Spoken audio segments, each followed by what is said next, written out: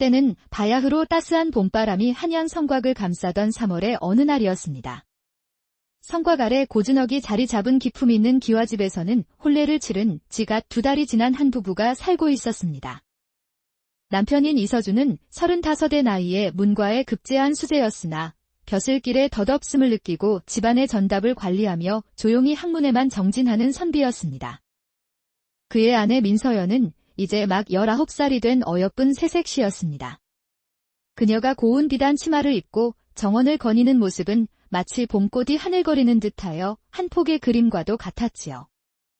서준이 아내 서연을 처음 만난 것은 지난해 가을, 중매쟁이가 마련한 자리에서였습니다.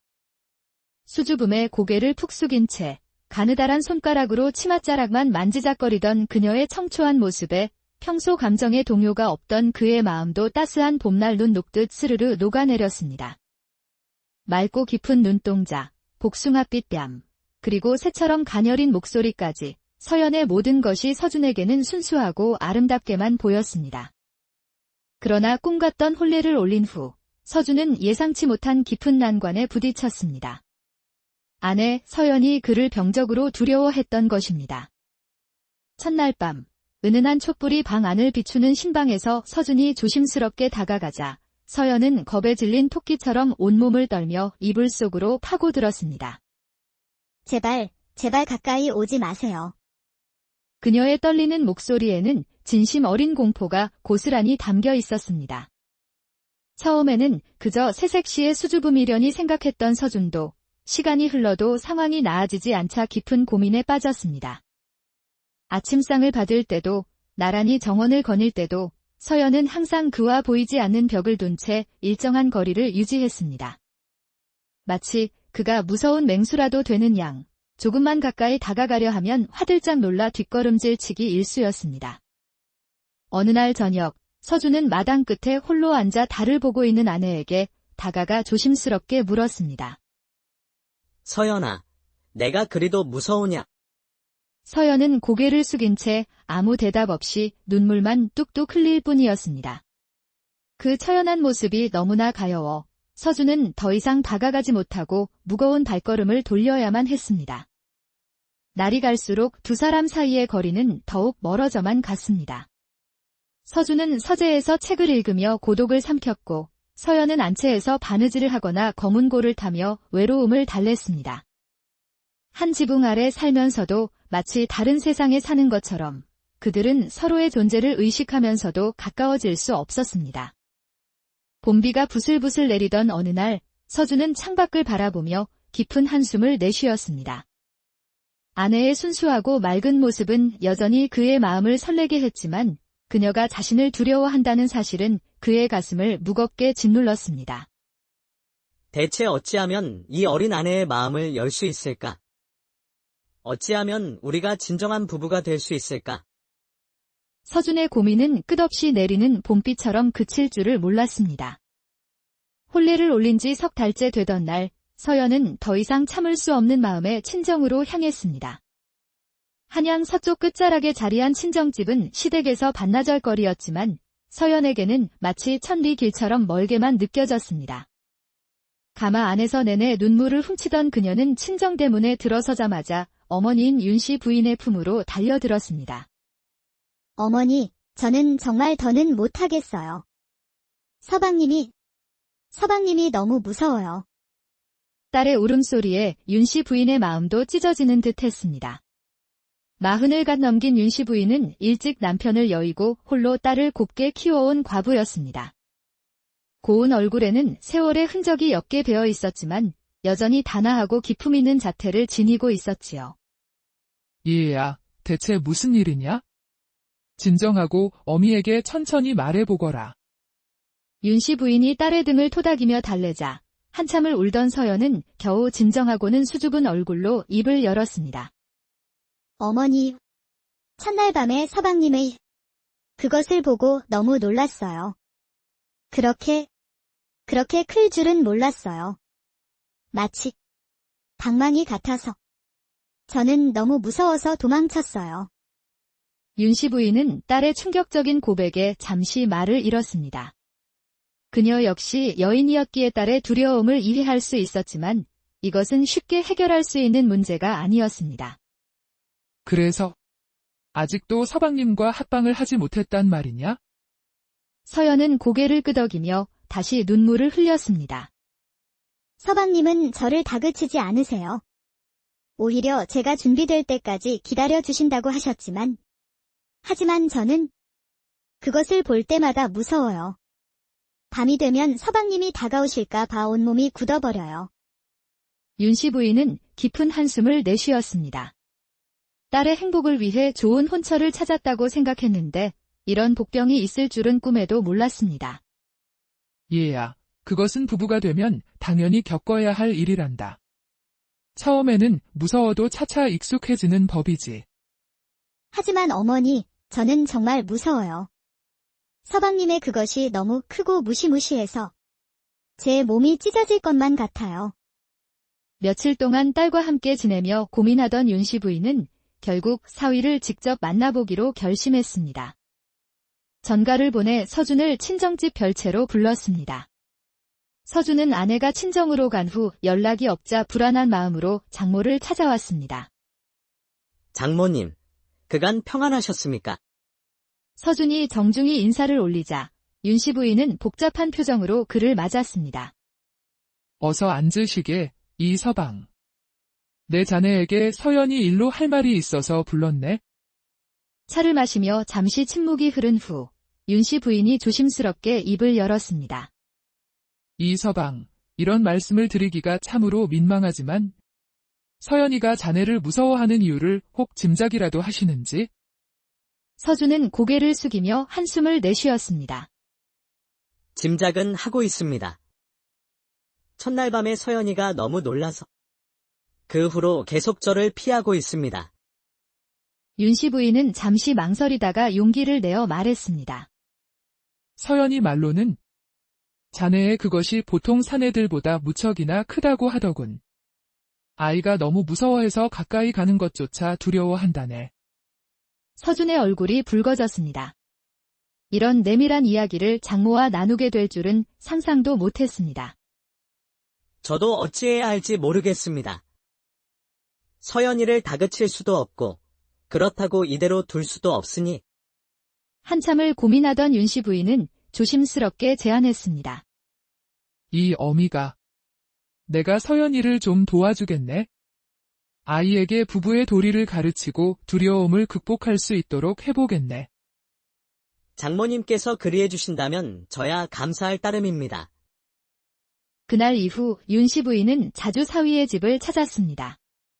딸과 대화를 나누며 부부 사이의 일이 자연스러운 것임을 설명하고 두려움을 극복하도록 격려했지만 서연의 공포는 쉽게 사라지지 않았습니다. 그러던 어느 날 윤씨 부인은 문득 한 가지 생각이 떠올랐습니다. 혼잣말, 혹시 딸아이가 너무 어리고 순진하여 과장해서 생각하는 것은 아닐까? 내가 실제로 확인해보면 그렇게까지 무서워할 정도는 아닐지도 몰라. 다음 날 윤씨 부인은 다시 서준을 찾아갔습니다. 이 서방, 참으로 신뢰되는 말씀이지만 혹시 내가 직접 확인해 볼 수 있겠는가? 서연이가 너무 겁을 먹어서 실제보다 과장되게 생각하는 것은 아닌지. 이 어미가 직접 보고 아이를 타일러야 할 것 같아서 그러네. 서준은 깜짝 놀라며 얼굴이 새빨개졌습니다. 장모님, 그것은 나도 알고 있네. 매우 부적절한 부탁인 것을. 하지만 딸아이의 행복을 위해서라면 이 늙은 어미가 무엇인들 못하겠는가? 딸을 위한 장모의 간절함에 한참을 망설이던 서준은 결국 고개를 끄덕였습니다. 장모님께서 그렇게까지 하신다면 저도 서연이를 위해서. 그날 밤 윤씨 부인은 떨리는 마음으로 사위의 방을 찾았습니다. 촛불이 희미하게 비추는 방 안에서 서준이 불안한 표정으로 앉아 있었습니다. 오직 딸을 위해서네. 부디 이해해주게. 서준이 조심스럽게 옷을 풀자 윤씨 부인은 숨을 멈췄습니다. 딸의 말이 과장이 아니었습니다. 오히려 딸의 표현이 부족할 정도였습니다. 세상에, 이럴 수가. 죄송합니다. 장모님, 윤 씨 부인은 한참을 말을 잇지 못하다가 겨우 입을 열었습니다. 이제야 알겠네. 서연이가 왜 그토록 무서워했는지. 어린아이에게는 정말 감당하기 어려웠겠구나. 그 순간 윤 씨 부인의 마음속에는 딸에 대한 연민과 함께 사위에 대한 묘한 감정이 싹 텄습니다. 오랜 세월 과부로 지내온 그녀에게 서준의 젊고 건장한 모습은 잊고 있던 여인의 감정을 일깨웠던 것입니다. 서연의 두려움은 나아지지 않았고 이를 지켜보던 윤 씨 부인은 다른 방법을 찾아야 한다고 생각했습니다. 그러던 중 한양의 용한 의원이 왔다는 소문을 듣게 됩니다. 허준수라는 이름의 그 의원은 부부 사이의 문제를 전문적으로 다룬다고 했습니다. 윤 씨 부인은 서준에게 이 소식을 전했습니다. 이서방. 종로 저작거리에 새로운 의원이 있는데 부부 사이의 문제를 잘 해결한다고 하더군. 한번 찾아가 보는 것이 어떻겠나? 그런 의원이 있다니 다행입니다. 당장 찾아가 보겠습니다. 그날로 서준은 허준수 의원을 찾아갔습니다. 허준수는 40대 중반의 남자로 단정한 수염과 사람을 꿰뚫어 보는 듯한 날카로운 눈매를 가진 사람이었습니다.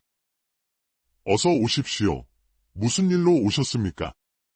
서준은 잠시 망설이다가 자신의 사정을 조심스럽게 털어놓았습니다. 실은 제 아내가 저를 몹시 두려워합니다. 혼례를 올린 지 넉 달이 지났는데도 아직 부부의 도리를 다하지 못하고 있습니다. 제 물건이 보통 사내들보다 커서 아내가 그것을 보고 크게 놀란 듯합니다. 허준수는 이해한다는 듯 고개를 끄덕였습니다. 아, 그런 경우로군요. 그런 일은 종종 있습니다. 특히 어린 부인들에게서 자주 볼 수 있는 일이지요. 제가 도와드릴 수 있을 것 같습니다. 정말입니까? 어찌하면 되겠습니까? 부인의 몸과 마음을 풀어주는 특별한 치료가 필요합니다. 먼저 이 약을 드릴 테니 부인께 복용하게 하십시오. 그리고 일주일 후에 부인을 직접 모시고 오십시오. 제가 침과 특별한 치료법으로 도와드리겠습니다. 희망을 품고 돌아온 서준은 서연에게 약을 건넸고 서연은 어머니의 설득에 마지못해 약을 먹기 시작했습니다.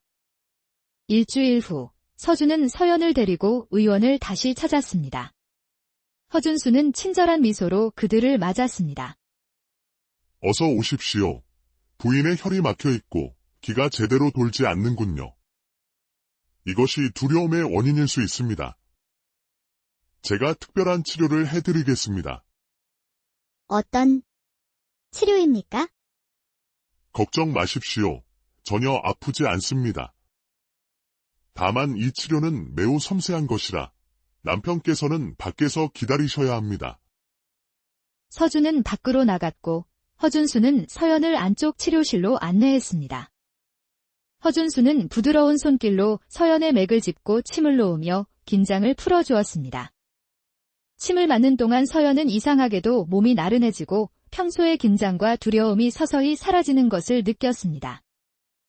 남편의 그것이 무섭다고 하셨지요? 그런 경우에는 여인의 몸을 먼저 준비시켜야 합니다. 제가 특별한 방법으로 도와드리겠습니다. 허준수는 서연의 배 부분에 따뜻한 손을 올려놓고 막힌 혀를 풀어준다며 어루만지기 시작했습니다. 그의 손길이 계속되자 서연은 이상한 감각을 느꼈습니다. 몸이 따뜻해지면서 평소에 느끼지 못했던 묘한 기분이 들었습니다. 그의 손은 점점 대담해졌지만 이상하게도 거부감이 들지 않았습니다. 좋습니다. 이제 본격적인 치료를 시작하겠습니다. 이 치료는 여러 번 받으셔야 효과가 있습니다. 일주일에 2번씩 오십시오. 치료를 받고 돌아온 서연은 얼굴에 홍조가 돌고 눈빛이 몽롱했습니다. 그날 밤 서연은 처음으로 서준이 다가와도 도망가지 않았습니다. 치료가 계속되면서 윤 씨 부인은 딸의 변화에서 이상한 낌새를 느끼기 시작했습니다.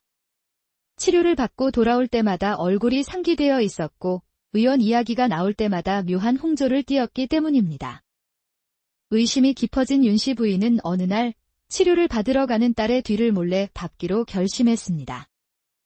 의원집 뒤편, 창호지문의 작은 구멍으로 안을 들여다본 윤씨 부인은 충격적인 광경을 목격했습니다. 방 안에서 저고리가 풀어헤쳐진 딸이 의원 허준수의 몸 아래 누워 신음소리를 내고 있었던 것입니다. 아, 의원님, 이러시면 부인, 이것이 치료의 마지막 단계입니다. 이렇게 해야만 남편에 대한 두려움이 완전히 사라집니다. 윤씨 부인은 다리에 힘이 풀려 그 자리에 주저앉을 뻔했습니다. 분노와 충격, 배신감에 휩싸였습니다. 더욱 충격적인 것은 처음에는 수동적이던 딸이 점점 적극적으로 변해가며 의원의 몸을 끌어안고 그의 입맞춤에 응하는 것이었습니다. 의원님, 이상해요. 몸이 너무 뜨거워요. 그것이 정상입니다. 부인. 이제 부인의 몸이 진정한 여인이 되어가고 있는 것입니다. 비틀거리며 집으로 돌아온 윤씨 부인은 그날 밤 한숨도 자지 못했습니다. 며칠 후 다시 딸의 뒤를 밟은 윤씨 부인은 딸이 이제 완전히 허준수에게 빠져 스스로 그를 유혹하는 모습까지 목격하고 말았습니다. 분노와 절망을 넘어선 차가운 결심이 그녀의 마음속에 자리 잡았습니다. 집으로 돌아온 윤씨 부인은 사위 서준을 찾아가 자신이 본 모든 것을 털어놓았습니다. 그럴 리가 없습니다. 서연이가 그럴 아이가 아닙니다. 나도 믿고 싶지 않았네. 하지만 이 늙은 어미가 두 눈으로 똑똑히 보았네. 그것도 2번이나. 제가 직접 확인해 보겠습니다. 결국 서준 역시 아내의 뒤를 밟았고 장모의 말이 모두 사실임을 확인했습니다. 아내가 다른 남자의 품에서 자신에게는 한 번도 보여준 적 없는 황홀한 표정을 짓고 있었습니다. 의원님, 오늘은 더 오래 있고 싶어요. 집에 가기 싫어요? 그래도 남편이 기다리고 있지 않소. 서방님은 이제 상관없어요. 저는 의원님만 있으면 돼요. 그 말에 서준의 세상은 무너져 내렸습니다. 그는 며칠 동안 서재에 틀어박혀 나오지 않았습니다. 결국 윤씨 부인이 딸과 단판을 지었지만 딸의 대답은 단호했습니다. 어머니, 저는 이제 돌아갈 수 없어요. 저는 허 의원님을 너무 사랑해요. 그분 없이는 살 수 없어요. 다음 날 새벽, 서연은 작은 보따리 하나만 들고 집을 나섰고 며칠 뒤 허준수와 함께 한양을 떠났다는 소식이 들려왔습니다. 아내가 떠난 후 서준은 깊은 절망에 빠졌습니다. 그런 그의 곁을 지킨 것은 장모인 윤씨 부인이었습니다. 처음에는 미안함으로 시작된 돌봄이었지만 시간이 지나면서 두 사람 사이에는 서로를 위로하는 묘한 감정이 싹트기 시작했습니다. 어느 봄비 내리는 밤, 비 때문에 집에 돌아가지 못한 윤씨 부인은 서준과 함께 대청마루에 앉아 빗소리를 들었습니다. 어색한 침묵을 깬 것은 서준이었습니다. 장모님, 제가 이런 말씀을 드려도 될지 모르겠습니다만, 저는 장모님께 단순한 감사 이상의 마음을 품게 되었습니다. 한참의 침묵 후 윤씨 부인이 조용히 대답했습니다. 이 서방, 나도 마찬가지네. 어느새 자네가 없는 하루를 상상할 수 없게 되었네. 서준이 천천히 손을 뻗어 윤씨 부인의 손을 잡았습니다. 세상이 뭐라 하든 상관없습니다. 우리는 이미 충분히 외롭고 아팠습니다. 이제는 서로를 위해 살아도 되지 않겠습니까? 그날 밤, 빗소리 속에서 두 사람은 서로의 품에 안겼습니다. 오랜 외로움과 상처가 만들어낸 금지되었지만 그 어떤 사랑보다 진실한 사랑이었습니다. 서준이 윤씨 부인을 조심스럽게 안방으로 이끌었습니다. 사위가 아닌 한 남자로 나를 안아주게. 촛불 아래 서준이 옷을 벗었을 때 윤씨 부인은 다시 한번 놀랐지만 이제는 두렵지 않았습니다. 오히려 오랜 외로움 끝에 찾아온 설렘으로 가슴이 뛰었습니다. 아니네. 이제는 두렵지 않네. 오히려 설레는구나. 두 사람이 하나가 되는 순간 윤씨 부인은 딸이 느꼈던 두려움과는 전혀 다른 감정을 느꼈습니다. 서준의 거대함이 자신을 채우는 순간 그녀는 고통이 아닌 충만함을 느꼈습니다. 오랜 세월의 외로움이 한순간에 채워지는 듯 했습니다. 아, 좋아. 너무 좋아. 두 사람은 밤새도록 서로를 탐하며 상처를 보듬었습니다. 그 후 윤씨 부인은 아예 서준의 집으로 거처를 옮겼고 겉으로는 장모와 사위의 관계를 유지했지만 둘만의 시간에는 세상에서 가장 열정적인 부부가 되었습니다. 어느 날 서연이 허준수에게도 버림받고 다른 남자와 도망쳤다는 소문이 들려왔습니다. 우리는 끝까지 함께 할 수 있을까? 서준이 그녀를 꼭 안으며 말했습니다. 물론입니다. 우리에게는 서로가 전부니까요. 오늘 밤도, 내일 밤도 영원히 함께할 겁니다. 세상의 시선 따위는 중요하지 않았습니다. 배신과 상처의 잿더미 속에서 그들은 서로에게 유일한 구원이자 전부가 되어 기묘한